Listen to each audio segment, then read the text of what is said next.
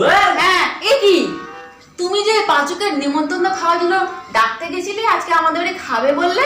হ্যাঁ খারাপ আমি কইতাছি বয়ে লই আগে। আমি পাথুরে আমি তো ডাকতে গেছিলাম আমার বাড়িতে খাইবো দুপুরবেলা। হ্যাঁ সে পাথু আমারে কইল কি ঠিক আছে তুই একটু আউগায় যা, আমি তোর পিছে পিছে আইতে আছি। হ্যাঁ সেলা আমি আউগায় যাইতেছি, অনেকটা আউগায় গেছি। তারপরে পিছে চাইয়া দেখি পাথু আর আমার সামনে আর নাই, অনেক পিছনে রয়েছে। কেন? হ্যাঁ সে আমি ভালো করে লক্ষ্য করে দেখলাম, ও দেখো এম করে বয়ে দিয়েছি, এম করে আমি দেখি আমি চমকে গেছি।